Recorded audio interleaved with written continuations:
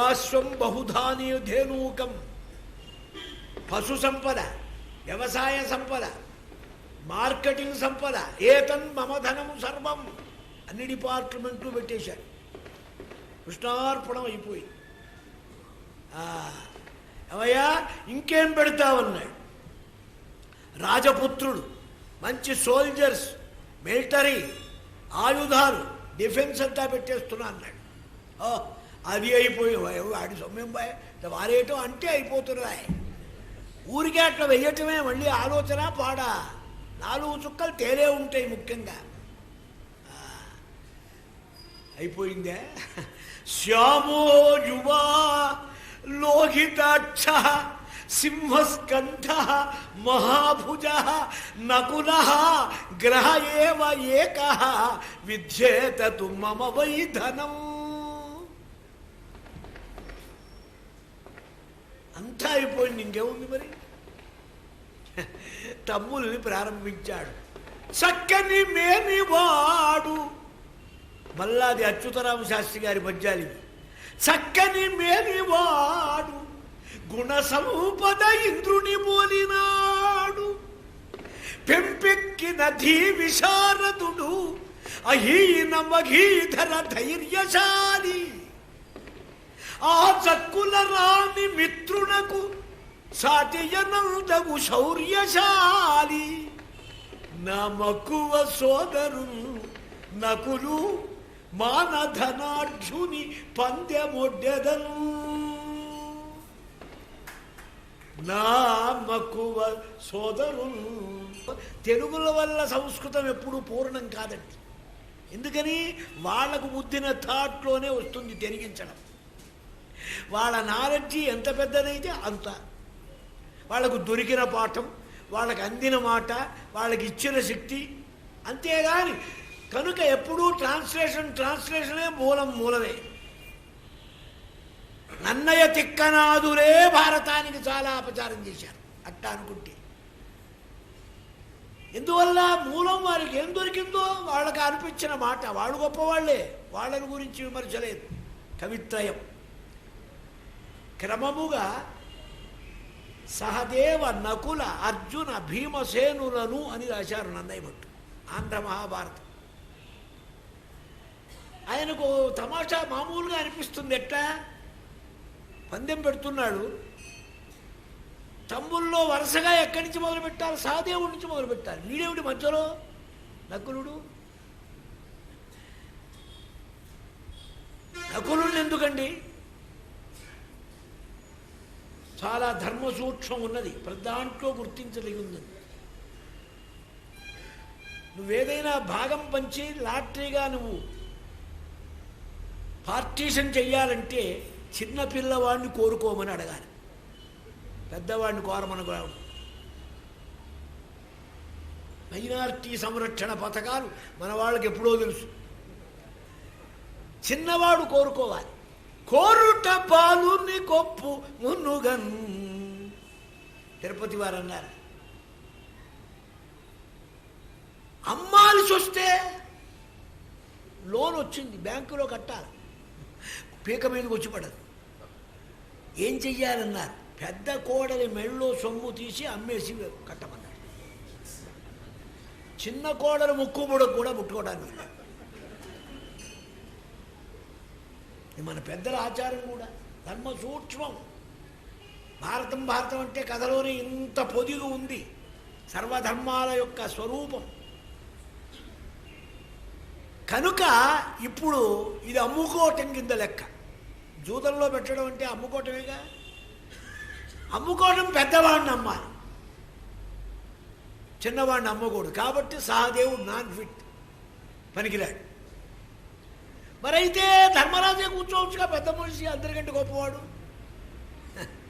కూర్చోవచ్చు. కానీ ఓ తమాషా ఉంది. ధర్మరాజు కూర్చుంటే ఏమవుతుంది? The end.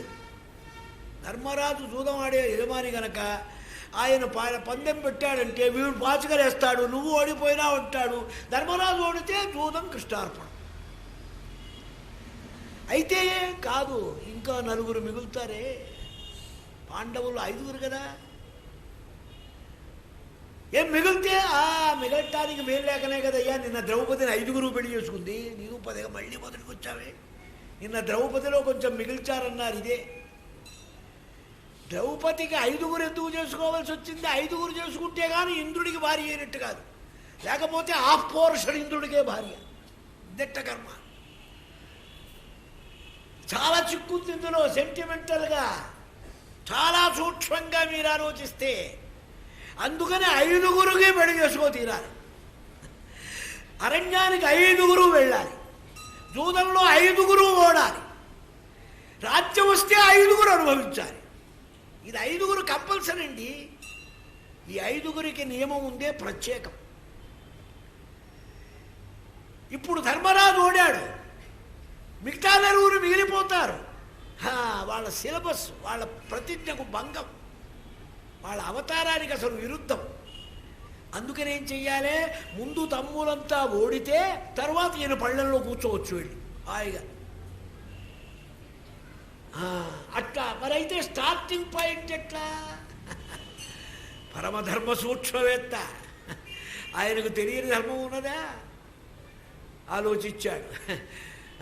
మా నాన్నగారికి 2 భార్యలు, పెద్ద భార్య పెద్ద కొడుకు నేను, రెండో భార్య పెద్ద కొడుకు ఉన్నాడుగా నకులుడు, వాడి దగ్గర స్టార్ట్ చేద్దాం అనుకున్నాడు.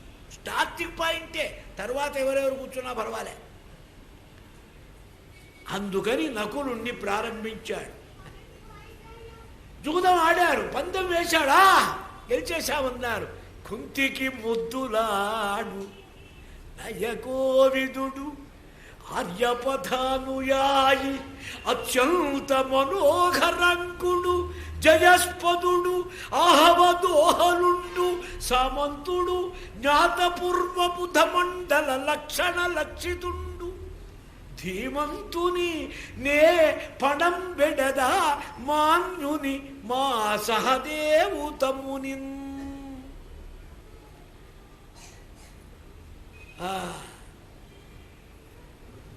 అయం ధర్మాన్ సహదేవ అనుశాస్తి లోకే అస్మిన్ పండితాఖ్యం గతశ్చ అనర్హత రాజపుత్రేణ తేన దివ్యామ్యఘము అప్రియవతు ప్రియేణ. నాకు పరమ ప్రియుడు. ధర్మం ప్రియమా, రక్త సంబంధం ప్రియమా? అవివేకులకు భ్రాంతులకు రక్త సంబంధం ప్రియం, ధార్మికులకు ధర్మం ప్రియం. ఆ ధర్మమే లోకోత్తరమైన రక్షకమైనది. అవైషమ్య పరమధర్మ. తన తమ్ములందరికంటే పరమ ప్రియుడు ఎవరంటే ధర్మరాజుకు సహదేవుడు. కుంతికి ముద్దులాడు, పరమప్రియుట్ట. నాయనా మీరంతా వెళితే వెళ్ళండిరా అరణ్యానికి, వాడొక్కడన్నా నా దగ్గర అట్టే పెట్టండిరా, పిల్లవాడున్నాడని సంతోషిస్తానన్నది కుంతి. ఇక్కడ కారణం భారతం మీరు ఏ మూలంగా చూసినా నువ్వు ప్రాకృతమైన ఈ చుట్టరికాలకి, ఈ బంధుత్వాలకి, ఈ మొహమాటాలకి, ఈ పదవులకు ఆశపడక ధర్మం మీద దృష్టి పెట్టుకో. ధర్మాదర్థశ్చ కామశ్చ సకిమర్థన్న సేవ్యతే యతో ధర్మస్తతః కృష్ణ. ఎక్కడ ధర్మం ఉంటే అక్కడ భగవానుడు ధర్మ సంస్థాపనార్థాయ సంభవామి యుగే యుగే. ఈ ధర్మ సూక్ష్మమే ప్రతి అడుగులో చూపిస్తారు. ఈ ధర్మాన్నే పరమ ప్రియుడు గనక సహదేవుడికి ఏ పోర్ట్ఫోలియో ఇవ్వలే. పట్టాభిషేక అనంతరం తన ఆంతరంగికుడుగా దగ్గర పెట్టుకున్నట్ట ధర్మరాజు. అటువంటి ప్రియుణ్ణి కూడా పందెం పెట్టేస్తున్నా. అయిపోయి 5 నిమిషాలు ఏముంది, పాచికరేశాడు. అదంతా ఒకటే సూత్రం. అంకార పర్ణుతో ఆగమంబునరించి జయమును గైకొన్న శౌర్యశాలి ఖాండవంబు అగ్గిచే కాల్పచేయుచు దేవరాజుతో పోరు పరాక్రముండు రాకుమారుల నెల్ల రణరంగమున గెల్చి ద్రౌపదికై కొన్న ధైర్యశాలి ఔత్తరాకులతోడ ఆయోధనము సల్పి జన్నం కంపు కప్పములు కొన్నవాడు పరమ కోదండ పాండిత్య పాఠముండు ద్రోణ శిష్యాగ్రయాయి దోచువాడు నందనందను పావమరంది పంద్యమౌగాత మధ్యమ పాండవుండు.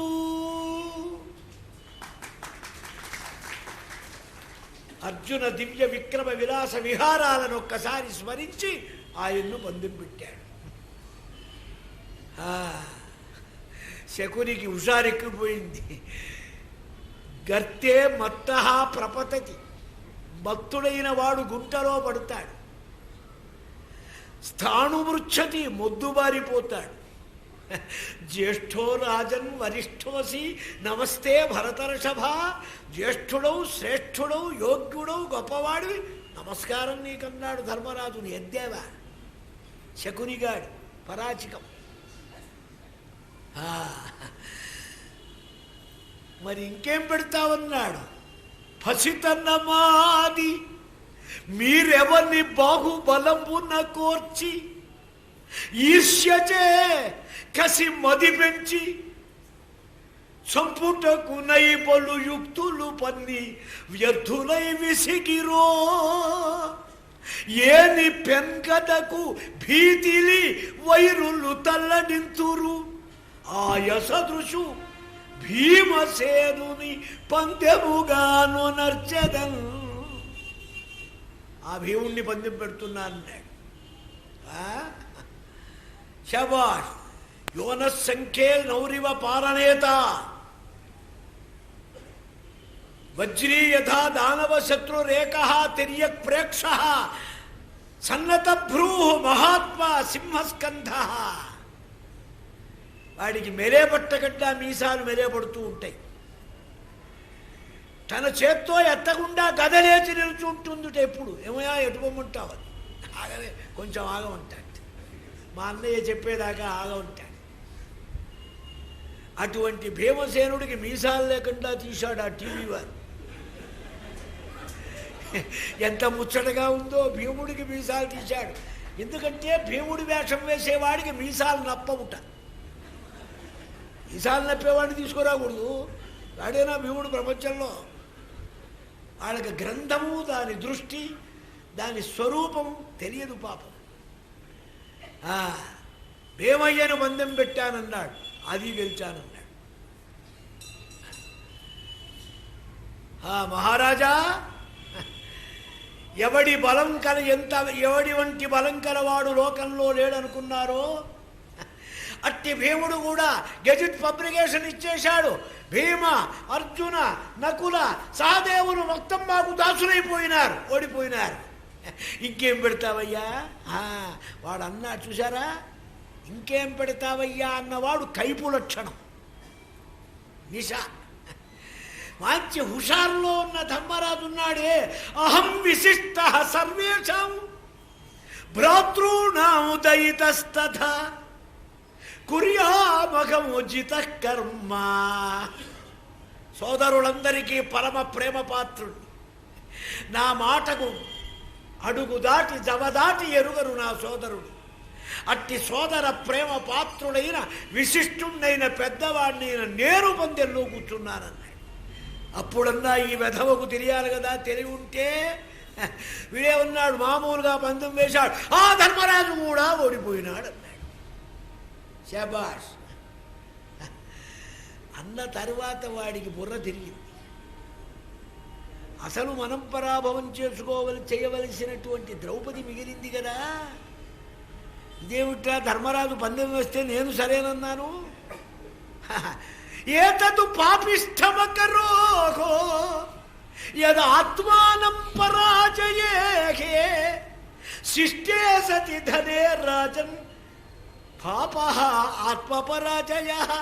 నీ ధనవంతూ మిగిలి ఉండగా నిన్ను నీవు అమ్ముకుంటావా? ఎక్కడ అన్యాయమయ్యా, పాపమైన పని చేశావు. ఇందులో ఏమొచ్చింది? అడ్వకేట్ విచారిస్తే నీ ధనం నీకు మిగిలి ఉండగా అని వాడే అన్నాడు. అవును, మీరన్న మాటేగా. టేప్ రికార్డ్ చేశారు వెంటనే. నిన్ను నువ్వు ఓడించుకున్నావు అంటే వీడు ఓడినట్లు ఒప్పుకున్నాడు. ఈయన భార్య ఓడనట్లు ఒప్పుకున్నాడు.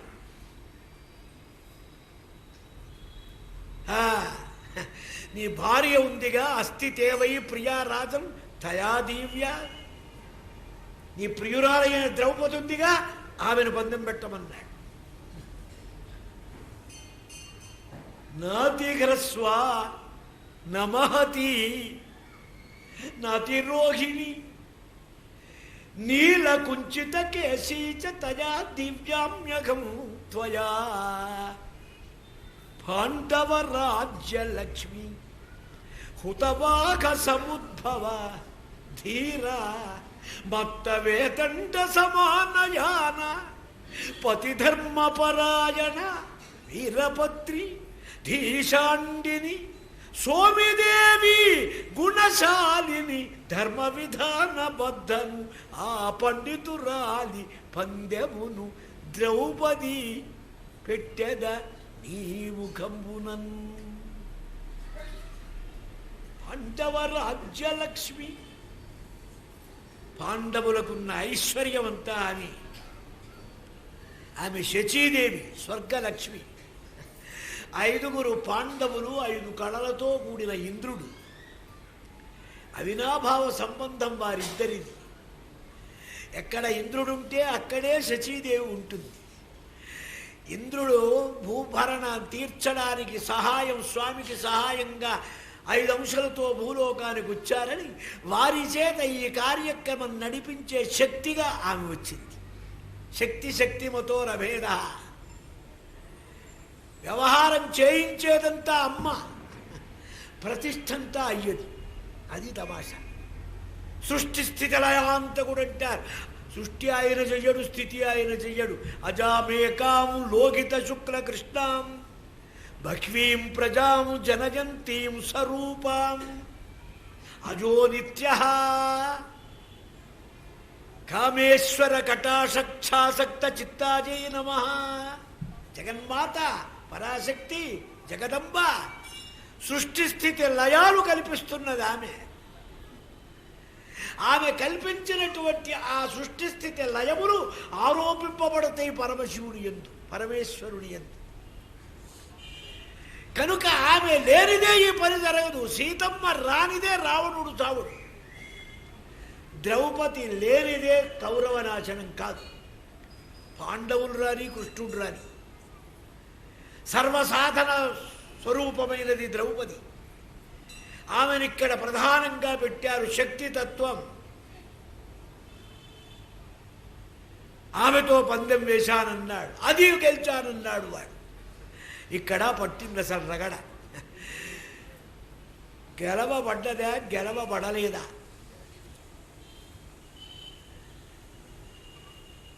తను ఓడిన తర్వాత తాను వేసే పందానికి ఏమైనా విలువ ఉంటుందా? తనను తాను అమ్ముకున్న తర్వాత తన ఇల్లుంది అరండేలపేట గుంటూరులో, రిజిస్టర్ చేస్తానంటే ఎట్లా? నిన్ను నువ్వే అమ్ముకుంటే నీకో ఇల్లు ఎక్కడిదయ్యా? మరి ఆయన ఎట్లా చేశాడన్నారు? ఆయన చేయమన్నాడు, చేశాడు. నా సొమ్మెంపై నాకు 1 లక్ష రూపాయలు ఇస్తామని నారాయణగూడలో 4 ఇళ్ళు రాసేయమంటే రాసేస్తా. నాకే హక్కుందా లేదా మీరు తెలుసుకోవాలి. కోర్టుకు వెళ్ళి వారు రాయమన్నారండి, రాశాను, నాకేం తెలుసు, నాకుందో లేదో నాకు తెలియదు. అలా కూడా కాదు. ధర్మరాజు ఇప్పుడు దుర్యోధన దాసుడు. దుర్యోధనుడి దగ్గర జనరల్ పవర్ ఆఫ్ అటర్నీ పుచ్చుకున్నవాడు శకుని. శకుని చెప్పిందే నా మాట అంటున్నాడు దుర్యోధనుడు. ఇప్పుడు దాసుడైన ధర్మరాజును నువ్వు ఈ పని చెయ్యని నిర్దేశించాడు. పెట్టవయ్యా, నీ భార్య బంధం పెట్టమన్నాడు. పెట్టమంటే పెట్టాడు. అవునల్లే కాదు. పెట్టమంటే పెడతాడా? అవును. దాసుడైన వాడు ఏం చేస్తాడు? దాసధర్మం అది. పెట్టమంటే పెట్టి తీరాలి. చెల్లుతుందా చెల్లదా అది పెట్టమన్నవాడు చూసుకోవాలి. అది రైట్స్ ఉన్నాయా లేవో వాడు చూడాలి. కానీ ఇది చమత్కారం. ఎప్పుడు గెలిచామనుకున్నారో వెంటనే ప్రాతికామనే వాడిని పంపించాడు దూతని. వెళ్ళరా నువ్వు, ఆమెను రమ్మని చెప్పు. ఏమిరా, ఏం వచ్చావు? ఏమ్మా, నీ వారు నిన్ను బంధం పెట్టారన్నాడా? ఆ వారు నన్ను బంధం పెట్టారా? అట్లా ఉండాలంటే వారంటే ఏమిటో ఆమెకు తెలుసు, ఆమె అంటే ఏమిటో వారికి తెలుసు. వారు నవారు, కొంతమందికి వారు తెలియదు, నవారు తెలియదు. అది వాళ్ళిద్దరి యొక్క గొప్పతనం. ఒక మంచై గచ్చత్వం కితవంగత్వా సభాయాం పృచ్ఛ కింటు పూర్వం పరాజైషీ ఆత్మానం అధవానుమా. అబ్బాయి, ఏమీ దొరకలేదురా పందెం పెట్టడానికి? అయ్యయ్యో, దొరికితే ఎందుకమ్మా, ముందు తమ్ముల్ని పెట్టుకున్నాడు, వాడంతా వరుస పాడేశాడు. వాడికేం తెలుసు పాపం, అయోమయం బ్రాండ్. జరిగినట్టు చెప్పాడు. ముందు తమ్ముళ్ళందరినీ పెట్టాడు, తర్వాత తాను పెట్టుకున్నాడు, తాను ఓడిపోయినాడు, అప్పుడు నిన్ను పెట్టాడు. అట్లాగా అయితే నువ్వు వెళ్ళి ఆయన అడిగి రమ్మని. ముందు నిన్ను ఓడించుకున్నావా లేక నన్ను ముందు ఓడించావా? ఈ మాట అడిగి రమ్మన్నాడు. నన్ను మున్నోడెను తానే ఓటుబడెనో మున్ముందు. ఇది ఒక చిన్నది, వడ్ల గింజలో బియ్యం గింజ అంతా. వెళ్ళాడు, అడిగాడు. కస్యేషో నపరాజైషీగి ఇతి త్వాం ద్రౌపదీ అబ్రవీతు. ఎవయా, నీకు దేని మీద హక్కు ఉండి పెట్టావన్నాడు పందెం. నీకు ఆ వస్తువు మీద హక్కు ఉండి పెట్టావా? ఆయన ఏం మాట్లాడు. చూడండి, మౌనం. లేదంటే ప్రభువుకు వ్యతిరేకంగా చెప్పినట్టు అవుతుంది, ఉన్నదంటే అబద్ధం అన్నట్టు. గోలంతా మనకెందుకు, వాళ్ళే చూసుకుంటారు. ఇట్లాంటప్పుడు మరి ఏం చేయాలి? దేవి భావతంలో లేదు కదా. వాడెవడు కిరాతకుడు వచ్చాడు, పందిటి పోయిందా అని అడిగాడు. ఎట్లా చెప్పానన్నాడు. ఎట్లా చెప్పాడని నిన్నే అడుగుతున్నా, ఇక్కడే ఉన్నావు. ఉన్నానయ్యా, చూసింది కన్ను, చెప్పేది నోరు, రెండు టారీ ఎట్లా అవుతాయి అన్నాడు. చూసిందే చెబితే అప్పుడు నిజంగా అవుతుంది. అది అమ్మవారు ఇచ్చిన యుక్తి అన్నమాట, చమత్కారం. ఊరుకున్నాడు. వాడికి ఇంకా లోకోయిపోయింది దుర్యోధనుడికి. అక్కడేమిటయా రాయబారాలు, ఇక్కడికి రమ్మను, సభలోకి వచ్చి ఇక్కడే తెలుసుకోవచ్చు అన్నాడు. అంటే వాడంటాడు, చూడండి ప్రాతికామి, అడిగి భయం భీముడాయ్. ఇక్కడికే రమ్మంటే అని వాడి ధైర్యం. అయ్యా చెప్పండి మీరన్నా చెప్పండి సభవారంటాడు. దుశ్శాసనుణ్ణి పిలిచాడు దుర్యోధనుడు. రే, వీడు భీముడి వల్ల భయపడుతున్నాడు, కానీ నువ్వు వెళ్ళి ఆమెను పట్టుకోరమ్మన్నాడు. ఇందాకేమన్నాడు, పిలవమన్నాడు, ఇప్పుడు పట్టుకోనే రమ్మన్నాడు. సాక్షాత్తు సోదర భక్తి గలవాడండి వీడు, దుంపదగా వీడు దుశ్శాసనుడు. ఆ వనజాననన్ కురుకులాపశదుండు కడంగి రాజసూయావృతంబునందు వసుధామర మంత్ర పవిత్ర వారి ధారావళి చేసి పావనములైన శిరోజములం జమల్చి పాపావగుడు ఈడ్చి తెచ్చే సభకందరూ సంభ్రమముంది చూడగం. రాజసూయ దివ్య అవబృత మంత్ర సుస్నాతమైన కేశపాసం కలిగిన ఆ యమ్మ జుట్టు పట్టుకొని లాక్కో వచ్చాడు. దీర్ఘేషు నీలేశ్వత ఊర్మిమత్సు. ఈ లోపల తమాషా జరిగింది. ధర్మరాజు ఈ దుశ్శాసనుణ్ణి పంపించే లోపల ద్రౌపదికి నమ్మకమైన ఒక దూతని గిల్లి ఉన్న పడాను ఉన్నట్టు వచ్చేసేయమని చెప్పమన్నాడు. ద్రౌపది కబురు. ఈ కబురు చేయకపోతే ఆమె రాదు. మహాప్రళయ అగ్ని, అగ్నిలో పుట్టిందా, అగ్నిగాకి ఏమవుతుంది? ఆమె కనుక ఆగ్రహిస్తే ఇప్పుడు వీళ్ళంతా చస్తారు. అప్పుడు దాసులైన పాండవులకు అధర్మదోషం వస్తుంది. చాలా లిటిగేషన్స్ ఉన్నాయి ఇందులో. అందుకోసం కబురు చేశాడు. కబురు చేయకపోతే రాదు. కబురు చేశాడు కనుక భర్త చెప్పాడు, వచ్చింది సభలో. అప్పుడు అందరూ ప్రశ్నించారు, ఏది చెప్పమన్నారు నిజంగా? అయ్యా, మీరైనా ఆలోచించండి. ధర్మరాజు చెప్పలేదు, భీముడు చెప్పలేదు, అర్జునుడు చెప్పలేదు. చివరకు ద్రౌపది కూడా ఇచ్చాడు ఛాన్స్. ఎవరు చెప్పరు తెలుసుకున్నాడు వాడు. ఈయన అధర్మం చేశాడు, అవివేకం, తప్పుడు పనిచేశాడు, నా నాథుడని అనమన్నారు. ఇంకో ఆమె అయితే అనదండి, పెళ్ళప్పటి నుంచి ఈ విధవ ఇంతేనండి, నా ప్రాణం తీస్తున్నాడు, తాళి కట్టాడో లేదో నా ప్రాణం తీసేస్తున్నాడు వీడు, కూర్చోనివ్వడు, నిల్చోనివ్వడు. ధర్మరాజు మరి అట్ట అనొచ్చుగా, ఇప్పుడు ఈ సిట్యుయేషన్లో అనకపోతే ఇంకెప్పుడు అంటుందండి. ఆ తల్లి అంటుంది, ధర్మే స్థిత ధర్మసుత మహాత్మా ధర్మశ్చ సూక్ష్మ నిపుణ ఉపలక్ష్య వాచాపి భర్తు పరమాణు మాత్రం ఇచ్చామి దోషము న గుణాన్ విఘాయ. అనుపమ దైవయోగ హతుడయ్యు, నన్నయ్య గారి మాట, అనుపమ దైవయోగ హతుడయ్యు అవశ్యము ధర్మ సంపదను తనరునగాని ధర్మసుతుండు ధర్మపదంబు తప్పదృక్కునే. మిన్నొచ్చి మీళ్ళబడ్డా, భూమి పెద్దలైనా, సముద్రాలు పొంగినా పొంగవచ్చు, నా నాథుడు ధర్మం ఎప్పుడూ తప్పడు. ఆయన పరమధార్మికుడు. అనంత కళ్యాణ గుణములను వదిలిపెట్టి లేనిపోని ఒక్క దోషాన్ని కూడా నేను చెప్పలేనన్నది. అది ఆమె ధర్మం. వస్త్రాలు అపహరించమన్నాడు కర్ణుడు, దాసీకి వస్త్రాలు ఎందుకు రాగేయమన్నాడు. పాండవులంతా కొల్లాయి గుడ్డలు కట్టుకొని వస్త్రాలు చుట్టూ అక్కడ పెట్టేశారు భూషణాలు. దుశ్శాసనుడు అమ్మ యొక్క వస్త్రాలని లాగుతున్నాడు. చూడండి, దీనికొక కాకమ్మ కథ, ఎన్ని కథలు భారతంలో, అవే మీకు కథలుగా వినిపిస్తారు, నిజమనుకుంటారు. చెరుకు గడ కోసుకో తింటూ ఉంటే కృష్ణయ్యకు ఒకసారి వేలు తెగిందిట. అప్పుడు వెంటనే తన మీద ఉన్న బెనారస్ చీర చప్పును చించి చుట్టేసింది. ఆ బాకీ ఉంది కనుక ఆ ఎరియర్స్ తీర్చుకోవటానికి ఇప్పుడు అమ్మకు వస్త్రాలు ఇచ్చాడంటారు. బాగుంది. నాకు చిన్న సందేహం, ఇవాళ రేపు శనివారం ప్రతివారు కొబ్బరికాయ కొడుతున్నారు వెంకటేశ్వర స్వామికి. వీళ్ళకి వచ్చే జన్మలో కొబ్బరికాయలు కొట్టిస్తాడా దేవుడని, అంతే కదండి. ఏది మనం ఇస్తే అదేగా ఆయన ఇవ్వాల్సింది. మనం ఏది ఇస్తే అది ఇవ్వటానికి తమాషా ఇదేమన్నా. ఇవి అవివేకమైన మాటలు.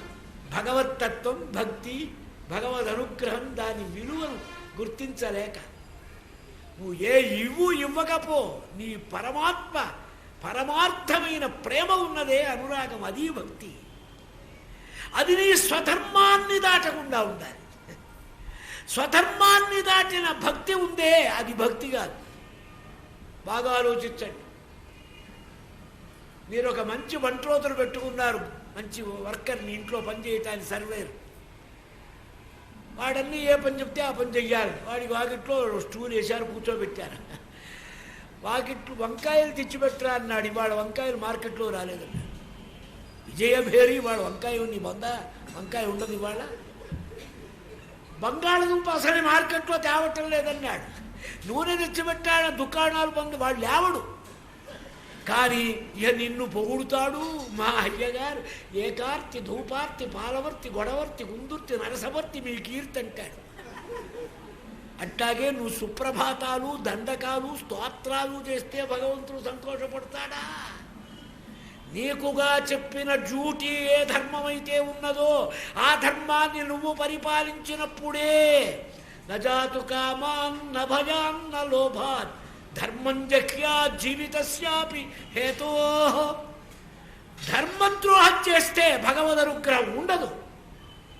నువ్వు ధర్మాన్ని బలపరిచావు, నీకు అపారమైన అనుగ్రహం. యతో ధర్మ తత కృష్ణ. ఏమిటిక్కడ అమ్మకు వస్త్రాలు ఎలా వచ్చినాయి? అనుపమ దైవ యోగ హతుడయు. ఇదే పరీక్ష, మంచి క్రిటికల్ సీజన్. నీ భర్త చేసింది తప్పని అనమను, ఆమెను వదిలేస్తా ఉన్నాడు. ఎంత సులభంగా అనవచ్చండి. సంతోషిస్తే పాండవులను కూడా వదిలేస్తారు. ఇంత బెనిఫిట్ వస్తున్నదే. అనుపమ దైవ యోగ హతుడయ్యు అవశ్యము ధర్మ సంపదంతనరునగాని ధర్మజుడు ధర్మపథంబు తప్పద్రొక్కునే.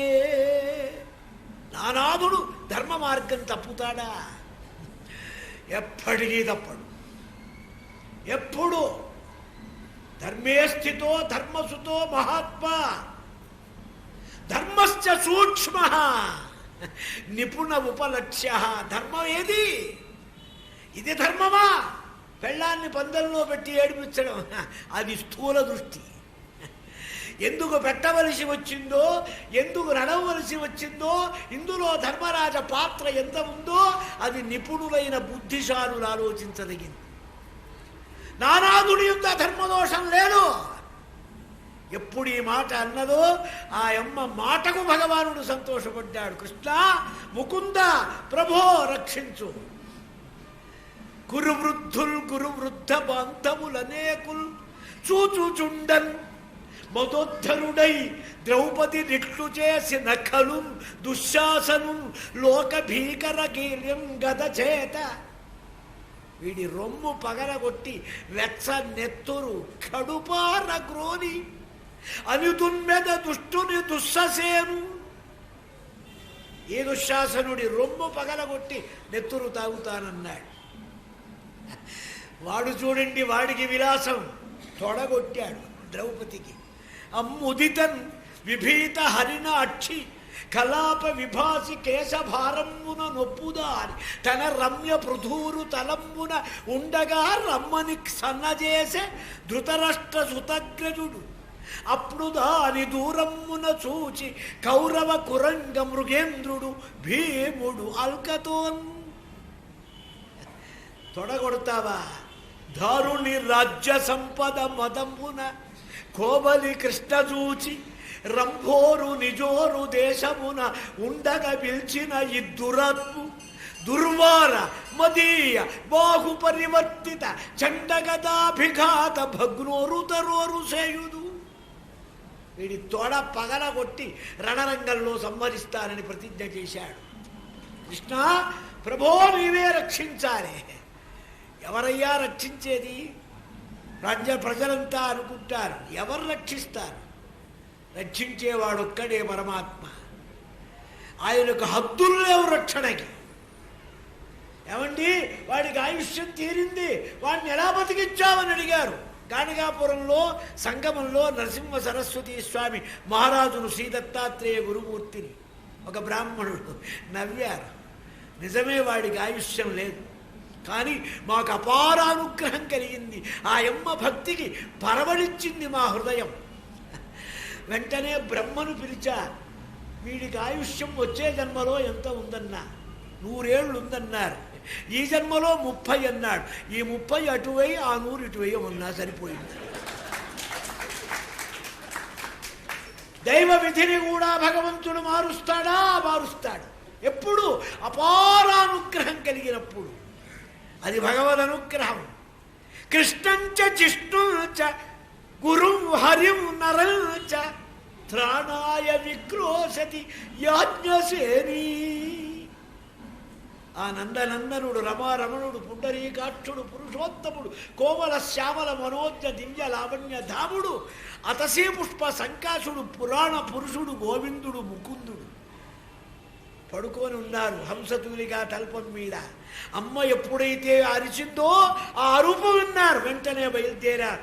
ఆర్తత్రాణ పరాయణత్వం భగవానుడి సెరికింజప్పడు శంఖచక్ర యుగముంచేదోచి సంధింపడు ఏ పరివారంబును చీరడు అభ్రగపతిన్మన్నింపడు ఆకర్ణిక అంతర ధమ్మిల్లము చక్కనొత్తడు వివాద ప్రోద్ధిత శ్రీ కుచోపరి చేలాంచలమైన వీడడు గజప్రాణావనోత్సాహి అయి. స్వామి రానే వచ్చారు. స్వామి ఎలా రక్షించాలి? అమ్మవారే చెప్పింది ద్రౌపది. వాళ్లకు దుర్బుద్ధి మార్చి సద్బుద్ధి అయినాయి, లేదా విశ్వభూత భావన విశ్వమును భావింపచేసేవాడి వారికి బుద్ధి అయినాయి, లేదా విశ్వకృతు జగద్రూపుడవు నీవు. అందుకని అదే వస్త్రం కింద అనంత వస్త్రాలు వస్తున్నాయి.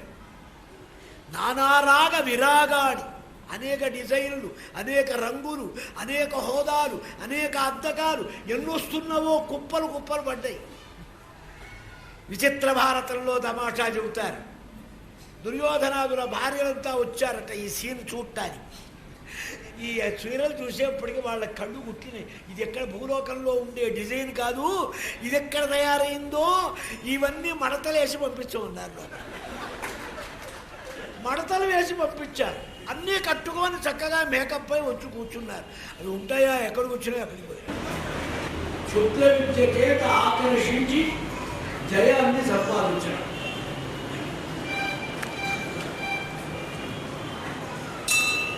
కుంతి మాత్రం విదురుడి దగ్గర ఉంచారు.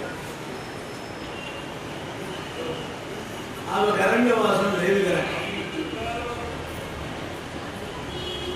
ద్రౌపదీ చరిత్రులైన పాండవులు బయలుదేరారు.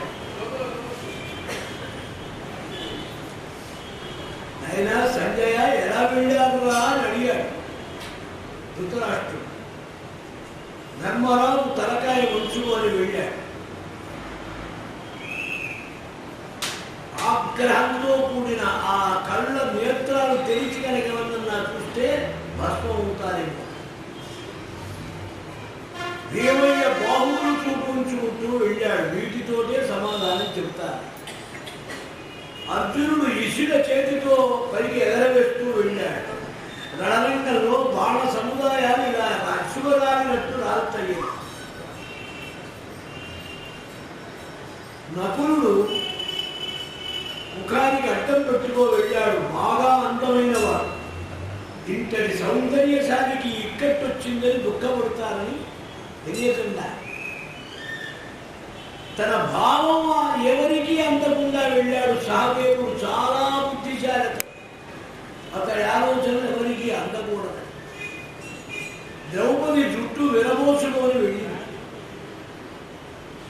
ఎలా అంటే ఇలాగే జుట్టు విరబోసుకొని స్నానాలు చేసి ఏడుస్తూ కౌరవ స్త్రీలు హస్తినాపురానికి వస్తారు 13 ఏళ్ల తర్వాత అని చూపించడానికి.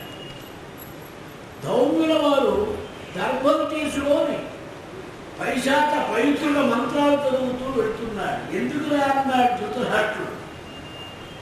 మరి రేపు ఇంతమంది మరణిస్తే వీళ్ళందరికీ ఆత్మకారం కర్మకాండలు పెట్టించాల్సింది ఆయనే కదా. మంత్రాలన్నీ వర్ణించుకుంటున్నట్టు ఒకసారి 13 ఏళ్ళలో సృష్టిలో ట్రైనింగ్ ఇద్దాం. యాతే త్రిగర్తన్మచ్చేతు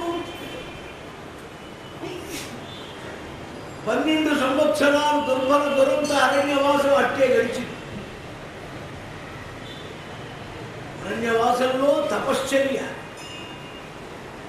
తపశ్చర్యలో శక్తి తపసా నిందతే మహత్. అర్జునుడు ఇంద్రలోకానికి చేరి పశుపతాస్త్రాన్ని గిరి సంపాదించి ఇంద్రలోకానికి వెళ్ళి సర్వశస్త్రాస్త్ర విద్యను గుర్తించాడు. అనేక తీర్థయాత్రలు చేశారు. పాండవులు తిరగని తీర్థం లేదు. 12 సంవత్సరాల అరణ్యవాసంలో సర్వతీర్థాలు తిరిగారు. తీర్థయాత్ర, మహర్షుల సాంగత్యం, అక్షయ దర్శనంతో అన్నదానం, వారి గృహస్థ ధర్మమైన క్షత్రియ ఉచితమైన దర్శ పూర్ణమాస ఇష్టులు, యాగములు అన్నీ జరుగుతున్నాయి. ధర్మదేవత అరణ్యంలో ఉన్న అదే నగరం అయిపోతుంది. 13వ సంవత్సరం తెల్లవారితే 13వ సంవత్సరం. ఈ సంవత్సర విభాగం ఎలాగంటే పాశ్చాత్య విభాగంలో ఉన్నాం. మనకు రాత్రి 0, 1 అంటే 12 దగ్గర నుంచి మనం 0 నుంచి బయలుదేరుతాం. 24 గంటల లెక్క ఎలా ఉంది మన శాస్త్రం. అలా కాదు. ఆసు రాత్రి దాని యొక్క ప్రమాణాలను బట్టి రాత్రి ఎంత ఉందో దాన్ని నిర్ణయించి ఆ రాత్రిని 3 భాగాలు చేసి 2 భాగాలు వెనక్కి పెట్టి 1 భాగం ముందుకు వెళ్తారు. మైల వచ్చినా పురుడు వచ్చినా బహిష్టైనా ఇదే మన వాళ్ళ నియమం.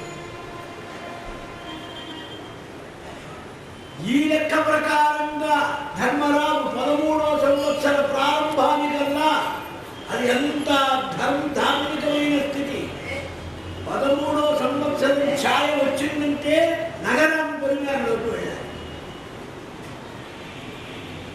12 ఏళ్ళు వెళ్ళేదాకా నగరం లోపల వెళ్ళకూడదు, మార్గరికి కూడా. ఇప్పుడు వనంలో ఉండకూడదు. సరిగా 13వ సంవత్సరం ప్రారంభమయ్యే సమయానికి విరాట నగరంలో ఉత్తర వైపు శ్మశానం జమ్మి చెట్టు దగ్గరికి చేరారు. అది పొలిమేరలోకి వస్తుందిగా. జమ్మి చెట్టు మీద ఆయుధాలన్నీ తీసేసి పులి తీసి కట్టగట్టి దానికి ఒక విధమైనటువంటి వస్తువును వేలాడదీసి, ఇది శతవృద్ధ మా జనని ఇప్పుడు మృత్యువు ముందే ఇటు సేను నువ్వు కుల ప్రయుక్త భవుచున్న సనాతన ధర్మ విద్యముగా. మా అమ్మగారు పోయింది ఇప్పుడే, ఈ కొమ్మలు వేలాడి తీస్తున్నాం కట్టగట్టి. ఏమిటే చచ్చిపోతే కొమ్మ వేలాడి ఆచారాలు అనేక రకాలు. మన ఊళ్ళోనే పారసీ వాడు చచ్చిపోతే పక్షులకు ఎదురట దానం చేయరు, పూర్తి పెట్టరు. కొందరు దానం చేసుకుంటారు, కొందరు సమాధి కట్టుకుంటారు, కొందరు పూర్తి పెడతారు. ఆచారం అనేక రకాలు, అదే తమాషా విభిన్న ఆచారాల కుల ప్రయుక్త బతుచున్న సనాతన ధర్మ విద్యలుగా దహన కర్మ మూలం. ఇది మా తొలిటి వారి గతి చేయులు. మా పూర్వం నుంచి ఇదే వస్తుంది. ఇది అబద్ధం కదా? కాదు. ఇది శతవృద్ధ మహాజనని, అనంత సంవత్సరాల నుంచి మమ్మల్ని రక్షిస్తూ కాపాడుతున్న ఆయుధ మాత. మాతలు అనేక రకాలు, భరతమాత, ఆంధ్రమాత, తెలుగు మాత. ఏమండి ఏం చెప్తాము? వేదమాత అంటే ఎవరు రక్షిస్తారో వారు మాతృస్తారు. ఈమె మరణించిందన్నాడంటే ఇప్పుడు మేము ఈ ఏడాది ఇవి ఉపయోగించడానికి వీల్లేని స్థితిలో ఉన్నాం. మరణించినట్టే ఎప్పుడు చేస్తే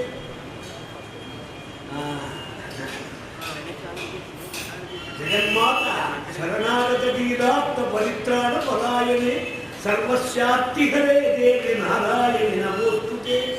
ఖడ్గిని శూలిని ఘోరా గదిని చక్రిని తథా శంఖిని చాపిని బాణం శుద్ధి పరిగాయుధ. సనాతనంగా ఆరాధించబడుతున్నటువంటి దేవతలెవరు? పార్వతీ పరమేశ్వరుడే. కృష్ణుడు పూజ చేసింది అమ్మవారికి. సనాతనులైన ఉమామహేశ్వరం రుక్మిణి దేవి ప్రార్థిస్తుంది రుక్మిణి కళ్యాణం. మా వెంకటేశ్వర స్వామి వారు పెళ్లికి రావాలంటే ఆ కోట లోపలికి వెళ్ళి అవనాక్షి దేవి యొక్క పూజ చేసి ఆమె అనుగ్రహం పొంది ఆమె పర్మిషన్ తీసుకొని తర్వాత వచ్చి పెళ్లి చేసుకుంటారు పద్మావతి వెంకటేశ్వర. శమంతక మణి కోసం కృష్ణస్వామి వారు వెళితే భర్త ఉన్నాడో లేడో తెలియక రుక్మిణీదేవి పార్వతీదేవి ప్రార్థన చేసింది. నేను హస్తినాపురం వెళ్ళి చూస్తే ఆ ఊళ్ళో ఏ గుడి లేదు. ఇప్పుడు దాన్ని జైలు ఆక్రమించారు. కానీ ఒక్కటే గుడి ఉంది గంగ ఒడ్డున, జగన్మాత అమ్మవారి గుడి. దానికి రోజు వచ్చి అర్చించి ఆరాధించేవారట పాండవులు, కర్ణుడు. అక్కడ బాబు చెప్పిన ఐతిహ్యం హస్తినాపురం. అందుకని స్వామివారు ఇక పాండవులు ఎప్పుడు నగరంలోకి వెడదలిచారు? దుర్గా, దుర్గతులను పోగొట్టే తల్లి. దుర్గే దురితం హర అంటుంది ఉపనిషత్తు. ఆ జగన్మాతను స్తుతి చేశారు. 2 స్తోత్రాలు ఉన్నాయి భారతంలో దుర్గా స్తవాలు. ఒక స్తవం విరాట నగరానికి వెళ్ళినప్పుడు ఇబ్బంది లేకుండా తమ అజ్ఞాతవాసం అవిచ్ఛిన్నంగా జరగాలి. రెండోది 18 అక్షౌహిణీయుల సైన్యం కురుక్షేత్రంలో నిలిచి ఇక భగవద్గీత ఉపదేశం కాబోతుందనగా అర్జున రథం దిగరా, అయినా రే ఒకసారి ఆ దుర్గా భవాన్ని స్తోత్రం చేయి అని శ్రీకృష్ణ స్వామి వారు భీష్మ పర్వంలో ఒక దుర్గా స్తోత్రం చేశారు. సర్వ సంకటాలు సర్వ ఆపత్తులు పోగొట్టే దివ్య స్తోత్రం అని పెద్దలు మహానుభావుల యొక్క నిర్ణయం. అని ఒక్క సూర్య స్తోత్రం ఉన్నది. ధర్మరాజుకు అక్షయ కలశం ఇప్పించింది భారతంలో అరణ్య పర్వం. అది పారాయణ చేసేవారికి అన్నదారిద్ర్యం రాదు. అన్ని ప్రాక్టికల్స్ అయ్యండి. వేదంలో మంత్రాలకు ఎంత బలం ఉన్నదో దగ్ధ్రా ధూయాదింద్రియకామ వయసా ధూయాదైశ్వర్యకామ. ఏ కోరిక ఉన్నవాడు ఏది హోమం చేయమని వేదం చెప్పిందో, ఈ కాలంలో హవన యజ్ఞాలు దుర్లభం కనుక దాన్ని ప్రజలకు చక్కగా ఉపయోగకరంగా ఉండేటట్లు వ్యాసుల వారు మహాభారతంలో ఈ తంత్రములన్నీ చూపించారండి. దుర్గా స్తోత్రం చేస్తే నాయనా మిమ్మల్ని ఎవరూ ఏమీ చేయలేరు, మీరు సర్వ సంకటాలు తీరి కృతార్థులు అవుతారని అమ్మ అనుగ్రహించింది. అరణ్య పర్వం చివరిలోనే యక్షప్రశ్రమ అనే పేరుతో ధర్మదేవత వచ్చి అనుగ్రహించారు. మీ మీ రూపంలో ఉన్న మామూలుగా వ్యవహరించిన మిమ్మల్ని ఎవరు గుర్తుపట్టారు. ఇట్టి వరాలు ఉన్నా పురుష ప్రయత్నంలో ఎప్పుడు నిరాకరించకూడదు. లోకంలో తమాషా అదే, దైవం పౌరుషం రెండు ఉన్నాయి. ఏ ఒక్కదానిని మనం తృణీకరించకూడదు. కానీ దైవం ఎప్పుడు తెలుస్తుంది? ఈ పురుష ప్రయత్నం సక్సెస్ కాకపోతే అప్పుడు దైవం ప్రాతికూల్యం. నివత్యారంభమారబ్ధం యదకస్మాత్ ప్రవర్తతే తద్దు దైవమిత్యాచక్షతే బుధై. రామచంద్రమూర్తి వారు అయోధ్యాకాండలో లక్ష్మణుని చెబుతారు, అబ్బాయి మనం చేసే పనులన్నీ చేస్తూ ఈ చేసిందంతా ఏదో ఎక్స్పెక్ట్ చేస్తావు, ఏదో ఊహిస్తావు, ఏదో నడుస్తావు. నువ్వు చేసినవన్నీ తోసంతల వారేసి నువ్వు అనుకోకుండా ఆటంబంపులుగా వచ్చి పడుతుంది. అదిగా అసలు దైవం. నీకు మామూలు సమయంలో దైవం కనపడదు. ఎందుకని? నువ్వు చేస్తున్నావు, దైవానుకూలం ఉన్నది, కలిసిపోతున్నది, నేను చేయబట్టి జరిగింది కదా అంటే. నేను పొగాకు కొట్టు పెట్టబట్టేప్పుడు అబ్బా వెలిగిపోయిందంట. కింద నేను మా ఇంటర్వ్యూలో అదే చెప్పాను. నేను ఫ్యాక్టరీ గుమాస్తా చేద్దామని విశ్వ ప్రయత్నం చేశానండి ఉద్యోగం కోసం. ఇది అనుభవం, ఏం గొప్పతనం చెప్పడం కాదు. దైవం అంటే ఏమో ఆనాటి నుంచి నాకు బాగా గుర్తుంది. 19వ సంవత్సరంలో నేను ఎంత వద్దనుకున్నానో దైవం అలా తెచ్చి పురాణాల్లో ఇచ్చాడు. నాకు చొక్కా విప్పడం అవమానం, ఈ భూమి పెట్టడం నామోసి, ఈ పురాణం చెప్పడం ఏదో బిచ్చం లాంటిది. ఇట్లా నా భావాలు. మా తాతగారి దృష్టిలో నువ్వు పురాణమే చెప్పాలి, ఈ మీదే నాకు ఆశ ఉందిరా ఉండేవారు. కానీ మహాతపస్సు శంకర భగవత్పాదులంత వారు, రామకృష్ణ విద్యుత్ చేయని వారంటే ఇప్పుడు చాలామంది మర్చిపోయి ఉండొచ్చు. కానీ వెనకటి రోజుల్లో 6 శాస్త్రాల్లో ధర్మశాస్త్రంలో మా తాతగారు చెప్పిందే సుప్రీం తీర్పు. 10 భాషల్లో అనర్కలమైన ఉపన్యాసం. వక్తృత్వం అంటే ఇంగ్లీష్ వాళ్ళు కూడా మీ తాతగారి దగ్గర నేరవాలని చెప్పేవారు మా ఊరు గారు. పెద్ద పెద్ద పండితులు అడవిపోయేవారు చైత్ర గారి పేరు చెప్తే కాదు. ఎందుకని? వారి యొక్క తపస్సు అట్లాంటి. వారి అనేక ఏ మహిమలు లేవు కానీ అద్భుతమైన శక్తి. వారి గురువు గారు ఆశీర్వాదం చెప్తారు, బాలకృష్ణ శాస్త్రి గారు. ఓ మీకు అడ్డు లేదు ఉన్నారు అంతే. ఆయన జీవితంలో అడ్డు లేదు. లక్ష్మీ సరస్వతులు తాండవించారు. వారి ఆశీర్వచన బలం ఏమో చెప్పలేదు. మా అమ్మగారి కోరిక, మా నాన్నగారు ఎక్కువ పట్టించుకున్నారు కాదు. నాకు మాత్రం ససేనరా. ఎందుకంటే నా చిన్నతనంలో పెద్దవాడో నేను పెరిగింది, చదివింది అంతా పెరిగిందంతా పెద్దవాడే. విజయవాడలో కృష్ణ దగ్గర కార్తీక పురాణం చెప్తూ గుడ్డ పట్టుకుని కూర్చునేవాడు. గుడి దగ్గర ముష్టిలో కూర్చుంటారే శాంతులు గారు. కార్తీక పురాణం చూస్తుంటే ఒక పరిస్థితి వచ్చి పడేస్తుంది. నాకు బాధగా నీ దుంపలే ఇదేమిటా ఇక్కడంటే ఒక పాలు షాప్ పెట్టుకుంటే మంచిది కదా, ఒక్క పొడో ముక్కు పొడో చేసుకో మాట్లాడకూడదా, ఎందుకురా ఈ బెక్కర్ వ్యవహారం అని నాకు మొదటి నుంచి. కానీ భగవంతుడు బలవంతాన ఏది దొరకలేదు, ఎక్కడికి వెళ్ళనివ్వలేదు, దిగటమే ఇంట్లో దించాడు. అయితే ఒక్కటే నేను ధైర్యం, అది నిజం. ఆనాటి నుంచి ఈనాటి వరకు ఏ ఇబ్బంది రాకుండా ఎవరు దించాడో ఆయనే చూస్తుంది. ఎందుకంటే నాకు ఆశ్రయం తెలియదు, ఇంకొంచెం కఠినంగా కూడా మాట్లాడతాను. ఆశ్రయించే వాళ్ళకు తప్పితే ఈ కాలంలో ఏమీ లాభం లేదు వ్యవహారం.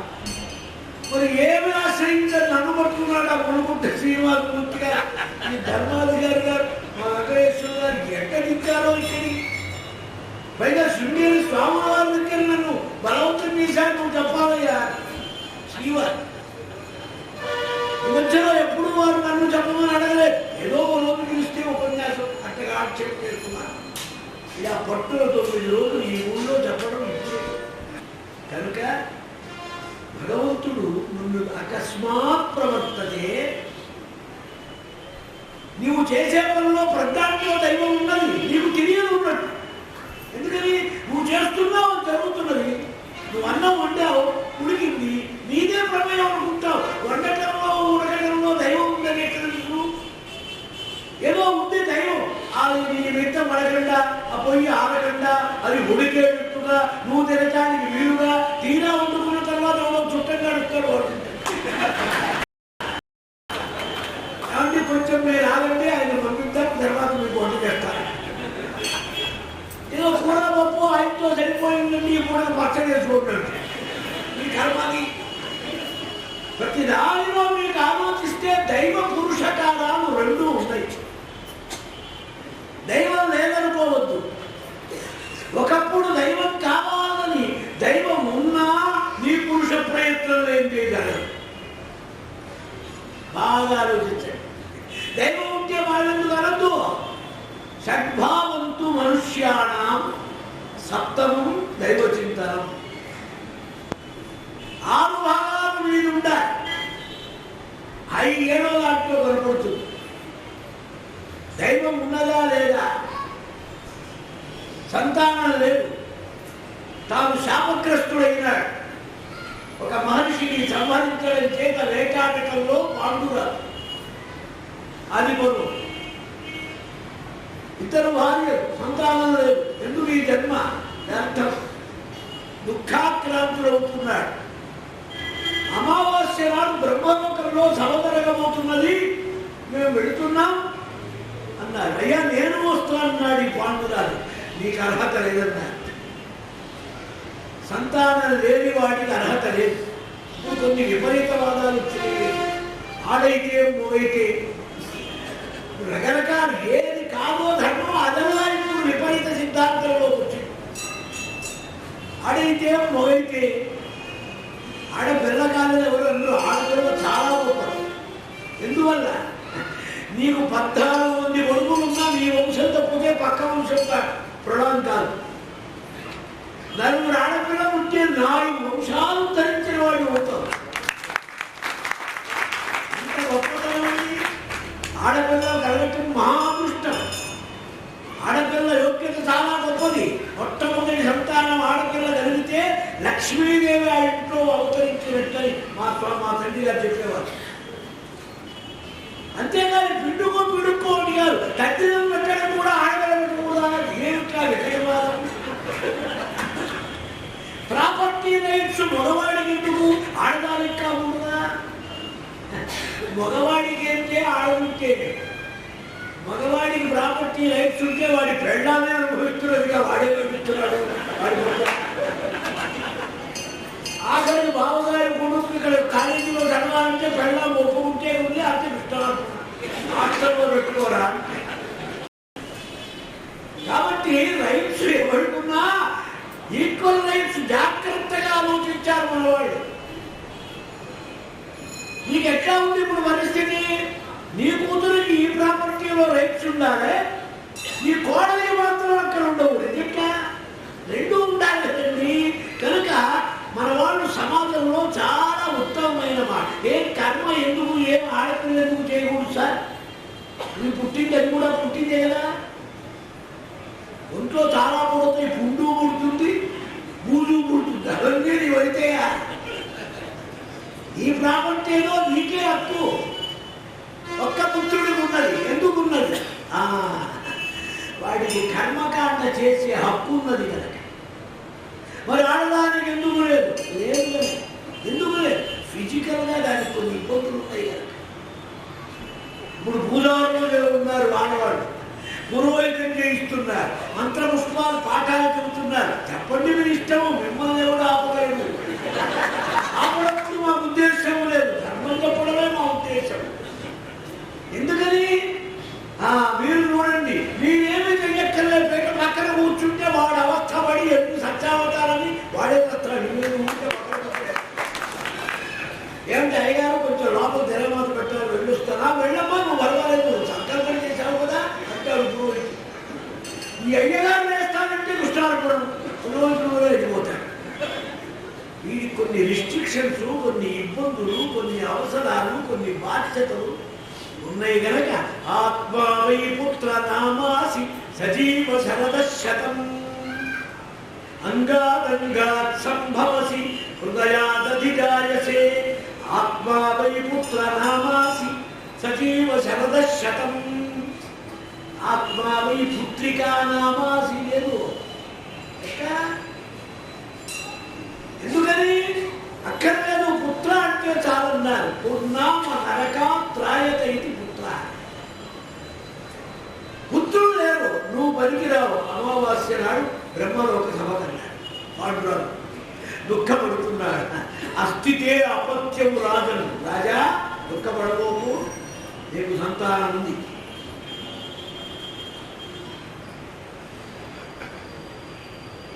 పౌరుషేణ సాధయ, దాన్ని కొంచెం ప్రయత్నం చేయవయ్యా.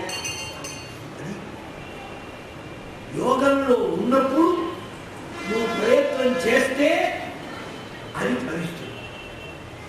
యోగంలో ఉన్నటువంటి దైవం మొదలు వచ్చారు. నీ ప్రయత్నం అంటే పౌరుషము. రెండు ఉంటే కానీ అర్థసిద్ధి లేదు. కేవలం దేవుడే అంతా చేస్తాడన్నప్పుడు నువ్వు చేయాల్సిన పని ఉన్నది. ఆ పని చేయి. జాతు తిష్టకర్మకృతు కర్మణైవ సంసిద్ధి వాస్థిత జనకాదయ కర్మణ్యేవాధికారస్తే మా ఫలేషు కదాచన. గీతాశాస్త్రంలో చక్కగా నువ్వు చేయవలసిన డ్యూటీ ఉంది, నువ్వు ప్రయత్నం చేయి అన్నాడు. కానీ ఏం ప్రయత్నం చెప్పాలి? ఎంత సమస్యగా ఉంటుంది చూడండి. ఈ భారతం ఎందుకంటే మనకు అనేక లబ్ధులు గుర్తించుకోవడానికి స్వారస్యాలు, దీంట్లో అనేకమైన ఆలోచనలు ఉన్నాయి. ముందుకు నీకు యోగం ఉంటే నువ్వు అశ్వత్థ ప్రదక్షిణాలు చేయి. ఇప్పుడు ఎట్లా వచ్చిందంటే అన్నిటికీ ఏకముగా ప్రయోగం. సంతానం పుట్టదు, కలగటంలే. ఎందువల్ల కలగదు? కర్మ విపాక గ్రంథంలో చూసుకోవాలి. ఆ గ్రంథం ఏది అసలు? దాన్ని చెప్పేవాడు ప్రతివాడు ఎస్ట్రాలజీ అంటారు. తాజ్మహల్ హోటల్లో 34వ నెంబర్లో ఉంటారు. వాస్తు శిస్తు ఆస్తు పూస్తు అంతా మీరు బ్రహ్మాండ. మీకు అపాయింట్మెంట్ ఆ ఫోన్ నెంబర్ పదాలా? ఏడు వాడి బొమ్మ చెప్పారు, చెప్పు వాడి చేయలేదు. జ్ఞానం ఎన్ని తరాలు వేసింది. వాస్తు వాడు వస్తాడు, ఇది కూర్చున్నారా మేము శాస్త్రాలు ఇట్లా కాదండి. ఇప్పుడు మరి జనమంతా ఇక్కడ కూర్చుంటే కాదండి, మేము వాస్తు దోషం ఉంది పురాణం, అందుకనే కావలసినంత జనం రావటం లేదు అనేటప్పటికే వీడి బుర్రంతా పాడైపోతుంది. ఏదో ఉందిరా బాబు ఇందులో కీలకం, కొంచెం అటు తిరిగి కూర్చుంటే బాగుందన్నట్టు. ఇట్లా తయారైన ఈ జ్ఞానం నా ఎగతే ఒక ఆయన ఒకరోజు నేను గప్పర్ గారి వారింట్లోనే జరిగింది. ఆ గది మార్చి చీఫ్ మినిస్టర్ ఇంకో గదిలో కూర్చుంటే వాడు అద్భుతం లేకపోతే మునిగిపోతాడన్నాడు. నిజంగానే ఆయనకి ఎవరు చెప్పారో మొత్తాన్ని 15 రోజుల్లో గది మార్చాడు. తర్వాత 15 రోజుల్లో ఆయన ముష్టి అయిన వారెవరు మళ్ళీ చెన్నారెడ్డి చెప్పిన ఆయన పేరు ఏం జ్ఞానం.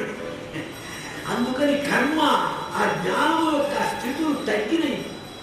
చాలా ప్రమాదంలో మనం పడ్డాం. విత్తనాలకు సాగిన వారు లేరు. జ్ఞానం పోయింది, అట్టహాసం పెరిగింది. జ్ఞానం ఉండదు, కబుర్లు పెరిగిపోయినాయి బ్రహ్మాండంగా. వాచాలహాస పండిత అన్నాడు భవిష్యత్ పురాణంలో. గడబిడా చక్కగా మాట్లాడగలవాడు మహాపండితుడు లెక్క. ఎంతో పండితుడైనా మాట్లాడలేదనుకోండి వాడు నోట్లో నీకు ఉన్నదే జాతకంలో లేదా? ఉన్నట్లయితే ఆ ఉన్నదాన్ని ఎలా సాధించాలి? అది మనకు అనేక రకాల ఉపాయాలు ఋషులు ఇచ్చారు మహానుభావులు. ఆ జ్ఞానాలు కొరవబడుతున్నాయి కనుక పోయింది. నువ్వు ఆలోచించమన్నాడు. అప్పుడు ఆయనకే బుర్రకు పోలే. అప్పుడు కూర్చొని బాబు నానావస్థ పోయి ఇంట్లో దుఃఖపడుతూ ఉంటే ఆశ్రమంలో అంతదాకా బయట పెట్టని వ్యవహారం చూసి అప్పుడు బయట పెట్టింది. కానీ ఒక చిన్న పని జరిగింది, మీతో చెప్పలేని పొరపాటు. చిన్ననాడు నాకు దూర్వాసుడు ఒక మంత్రం ఇచ్చాడు. ఆ మంత్రంతో ఏ దేవతను మంత్రించి పిలిస్తే ఆ దేవత వచ్చి కుమారుని ఇస్తారట. అయ్యో చెప్పేమిటి? అప్పుడు ధర్మదేవతకు అనుష్ఠానం చేశాడు. ధర్మదేవతను పిలవమన్నాడు ధర్మరాజు.